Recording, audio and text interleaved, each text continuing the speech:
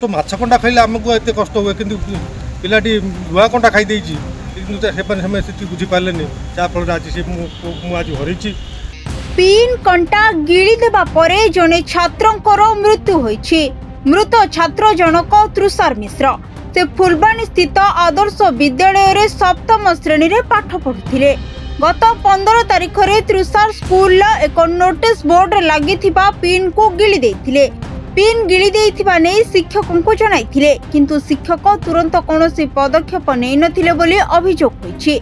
शिक्षक ओलोटा भात खाई पानी पी देबाको परामर्श देथिले।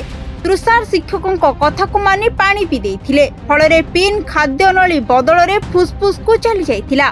तांको स्वास्थ्य अवस्था जटिल हेबारु तांको मेडिकल को निया जाइथिला। एक्सरे रिपोर्ट रे तांको फुसफुस रे पिन अटकी थिबा नै जणा पड़िबा परे अस्त्रोपचार करा जाई पिन को बाहर करा जाइथिला। या परे तांको अवस्था गुरुतर हेबारु आईसीयू रे भर्ती करा जाइथिला, किंतु सेठारे डाक्टर तांको मृत बोली घोषणा करथिले। कंधमाल जिला शिक्षा विभाग रे एक अभावनीय घटना देखा मिली। जो कथा कह जाउची अभिभावक होउचंती घर होउची दारिंगबाड़ी रे से आदर्श विद्यालय रे एक छात्र को तांको निज पुओ को पाठ पढ़ाउथिले। तो मामू घर रे रही पाठ पढ़ुथिले, अजाई पाखे रोथुले, मामू माई पाखे रोथुले। पुओ जे कि सप्तम श्रेणी पाठ पढ़ुथिले, बयस 12 वर्ष।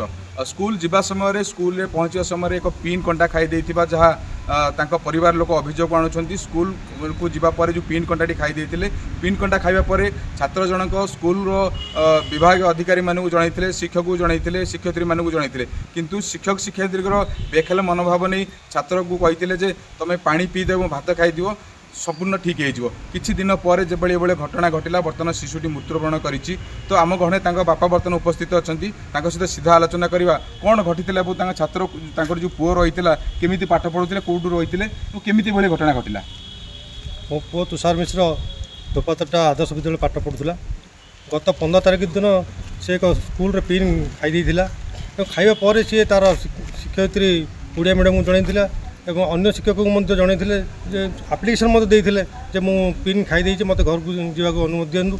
किंतु से माने एते खामख्याल नीति करले एवं ताकू 4टा पर्यंत रखिले, जहाँ फल आज मो पुओ को हरई। ये जो खामख्याल नीति रही से शिक्षयित्री मानविकता नथिला जे छोट माछ कंटा खाइले आमको एत कष्ट हुए कि पिलाटी लुहा कंटा खाई किंतु बुझी पारे जहाँफल आज से आज हरई। किंतु यही अभावनीय घटना जो मैंने अल्मल अच्छे से दृढ़ कार्यानुष्ठान निया जाऊ, ये मोर कहबार अच्छे।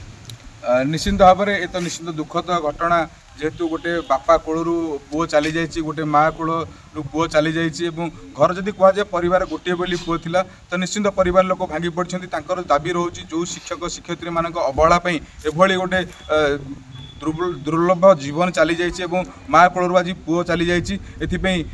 जो शिक्षक शिक्षयित्री दायी रही दृढ़ कार्यानुष्ठान नापी आज बर्तमान परिवार लोक समस्ते आसी दारिंगबाड़ी थाना बर्तमान उपस्थित अच्छा। दारिंगबाड़ी थाना लिखित अभियोग कर दाबी रोचे जे जो भली भाव में पुओ आज छाड़ी चली जाइए। जो शिक्षक शिक्षयित्री दायी अच्छा से दृढ़ कार्यानुष्ठान करने परिवार पक्षर दाबी रही। दारिंगबाड़ी थाना परिसर सुशांत साहू, सरकार न्यूज।